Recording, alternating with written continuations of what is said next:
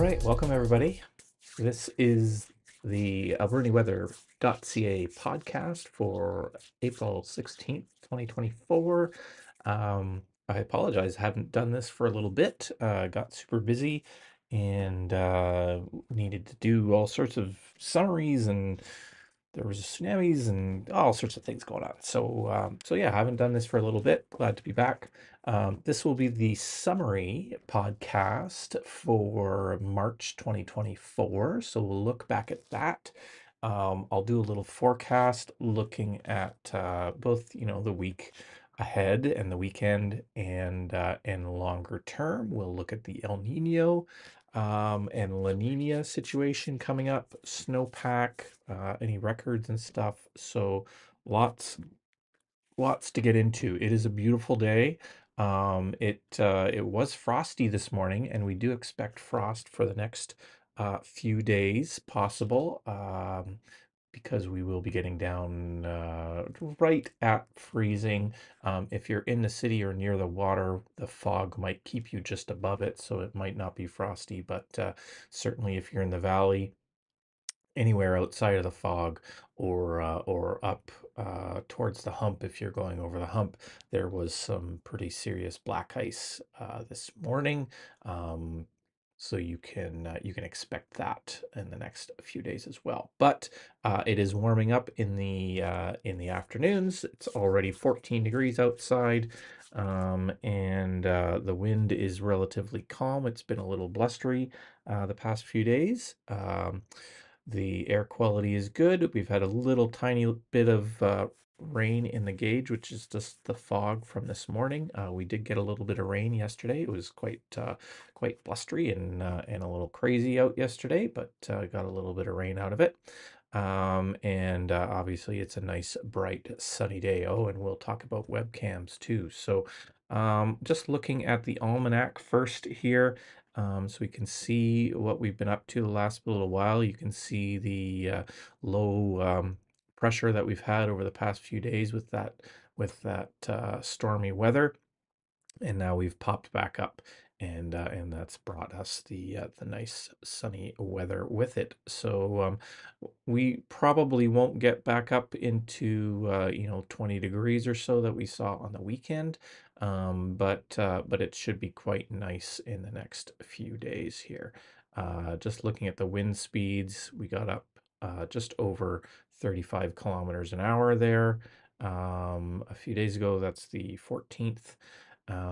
So yeah, we've had some blustery days, very spring-like weather, very spring weather. It is spring, and so that's pretty normal for these days. So the webcam, I want to just let you know that there's lots afoot as far as things going on. So I'll be working on installing two additional webcams.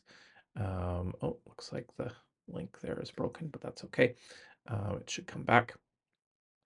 But yeah, so I'm gonna have three webcams up and running. You'll have the south-facing one here. You're gonna have a west-facing webcam and an east-facing webcam, sort of west-northwest and east-northwest, or east-northeast, kind of thing. So that's what you can expect to see. I got all of the gear pretty much ready to go last night. I've been waiting for some bits and pieces to come in. You can find it on my Mastodon channel. I put a thread up on there last night, so you can check that out. There we go. Yeah, so we had lots of fun there. So there's my thread, so you can see a bunch of new cameras. I had it up and working on YouTube, and it all seems to be working fairly well. So I'm just waiting on one more part before I can put it all up onto the roof, and hook it all into YouTube. Initially there'll be three separate webcams, and that'll continue. You'll have three different views to choose from. I'm looking at ways of sort of the best ways that I can combine those into a panoramic camera with all three views. So I'll be working on that this spring, and hopefully by the end of the month or so, I hope to have a panoramic shot with those three 4K cameras. So it should be a wonderful view.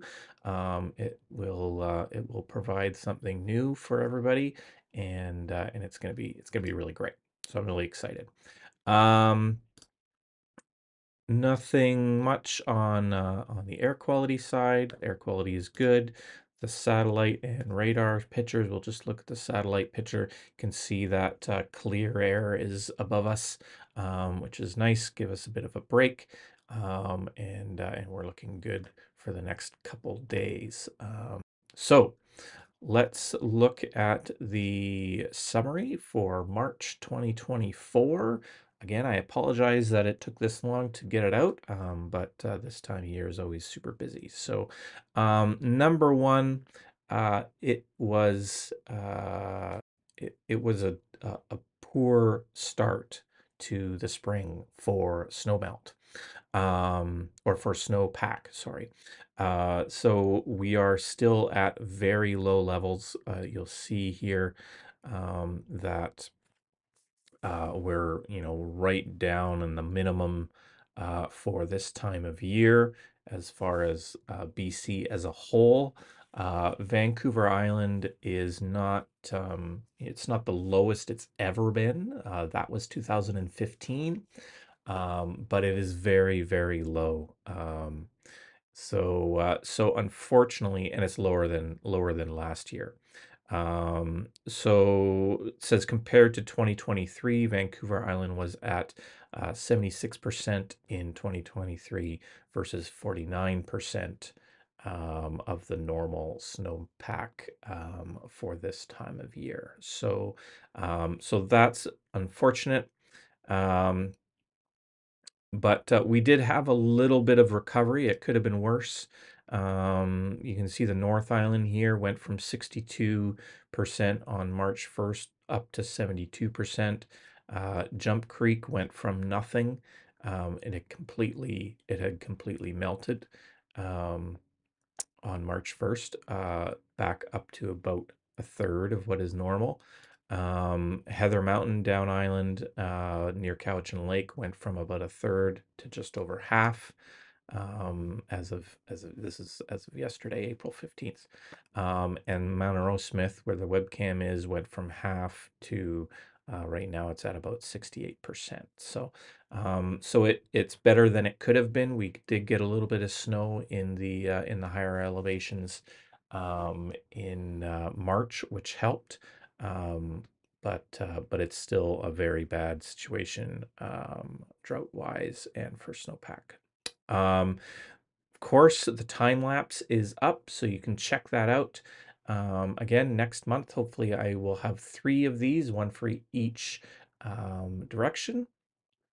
It'll cover almost 360 degrees. The cameras are about 105 or 110 degrees. So there it leaves out about 30 or 40, what, 100. If it was 100, I think it's 110. So that would be 330. So it's only missing about 30 degrees worth of view. It might be 105. So about 50 degrees of view. So it's not going to miss much when there's those three views, and hopefully I'll have one combined that will have as much as possible. So that's great. Records this month, not a whole lot of records for March were set at the airport. So we did have 4 high temperature daily records set at the airport, mostly in the middle of the month there when we had a little bit of a nice streak of weather. So 16, 20, and 20. Um, these were all not close to the all-time highs, which were set at Beaver Creek back in 1947, 1930. We also had a warm day there at the end of March, 16 degrees. Also didn't eclipse the 21 degrees at Beaver Creek in 1909 and 1940. The one cool record here, we had a record for rainfall in a day on March 9th. So that was not anywhere near the all-time record. But what's cool here is it's not often that we see China Creek holding an all-time all-station record. So it has the record for rainfall, 108 millimeters, 1974, March 9th. That is a lot of rain. That's almost as much rain as we received in total this month. So that tells you something too.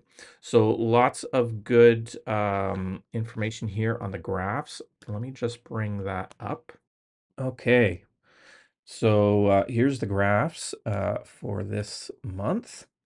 If we start with maximum temperatures, you can see we were above average in the city, or yeah, in the city, but just on average for the airport. So interesting difference there, probably due to cold nights, cold mornings, more in the at the airport, keeping those temperatures down. March minimums, we were all gathered right around the averages there, so not a huge difference. Just a note, a reminder: the Robertson Creek stations um, have they usually are delayed. They only seem to update them once or twice a month. So there's only 15 days worth of data here in this one. It does fill out, so by next month, um, this month's data will fill in. But just a note about that. So that's why it's probably a little outside of what we see in the other two stations. So the minimum temperatures were right around average for March. March rainfall, you can see the purple here, that's the airport, and this is me at the city. So below average again for rainfall this March. Again, you can see there's um, you know an interesting sort of climb upwards, I think you can say, through the last century, and something has really broken here. So something has changed dramatically in the past 10 years. We're really seeing something new. So it could be, that will pop up. Maybe we'll get a few extreme years. Um, you know, the last extreme year we had was what is this, 2011, right around 400 millimeters. So that's almost four times more than what we had this month. Um, maybe we'll pop back up. Maybe we'll get back into a cycle, and pop back up into that kind of territory for the month of March. But certainly in the last 10 years, we are in a real deficit. I mean, look, there's 2015 wasn't too bad. 2016 wasn't too bad. And then 2017, 18, 19. 2020, 2021, 2022, 3, 4. So all of these are very low. So we'll see. It's a concerning trend for rainfall. What it seems to be is a lengthening of the dry season. It used to start in July. And maybe now it's well, started in July, maybe into May, but it might be coming back into the spring, which is a real concern. Average, so mean temperatures, just a little bit above average. So our average difference from normal, according to the Environment Canada stations, was right at zero point 0.9 degrees Celsius. So you can see that here in the average means.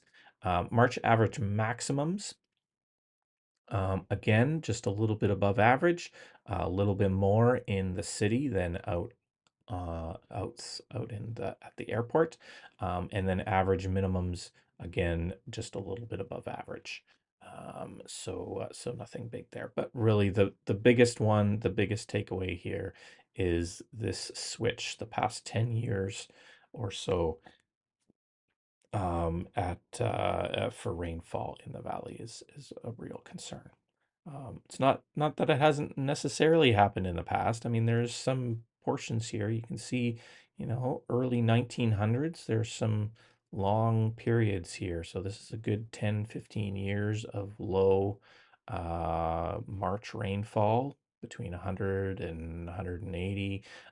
But they did come up to, 200. This is 300 millimeters. So they had a couple years there, where it did pop up into the higher averages. So we need to see one or two of those years in the next, hopefully next year, maybe the year after.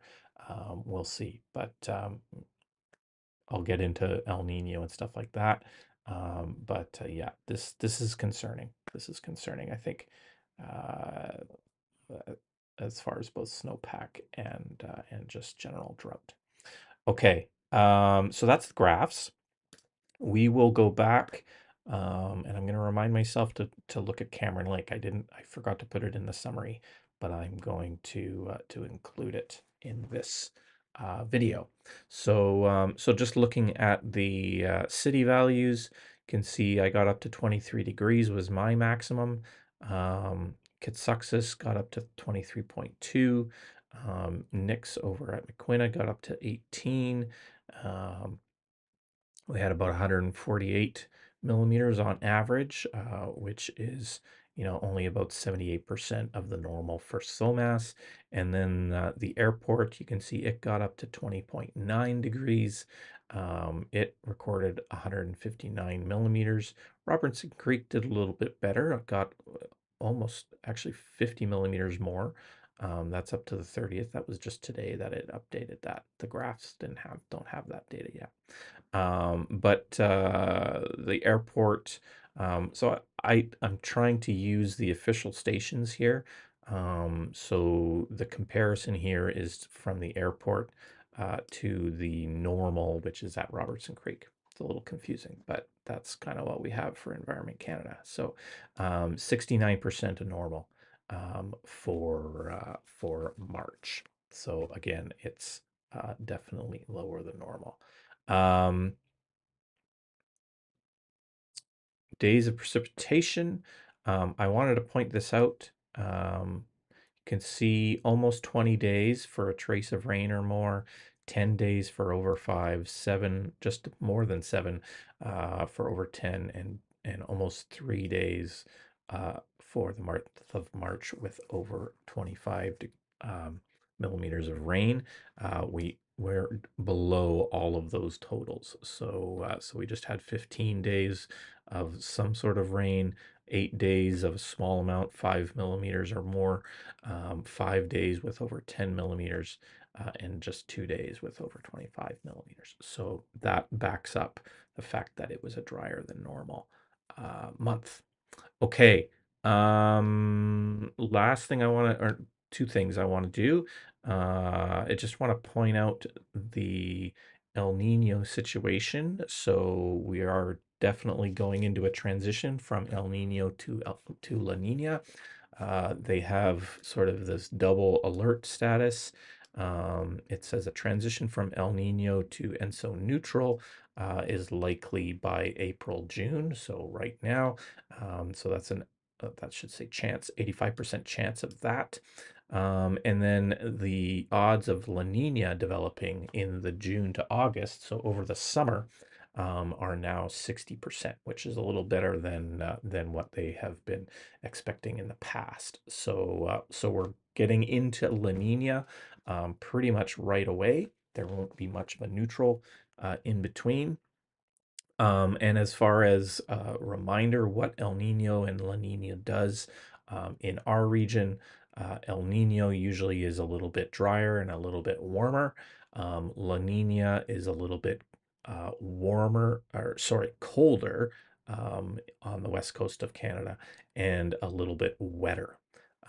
So we'll see how that works. Usually that is supposed to translate into snow, right? So if it's got colder and more precipitation, then we should see more snow in the mountains. That would be a great thing for next winter. But we'll see how it all turns out. So hopefully we'll get a little bit more rain next winter. Okay. Last but not least, let me pull up for you. I was working on this earlier this month, and I was so busy that I just sort of dropped it. But I the want to show you the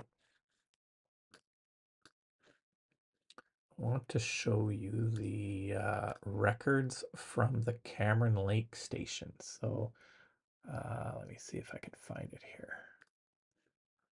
So I've started to, so what I do when I take those city stations and that data is in the summaries, I'm actually entering that into a spreadsheet as well, to keep that. So you can see in my spreadsheet here, I have Dave, I have Nick, and I have Kitsuxis. So those are those three local stations, along with mine in the city.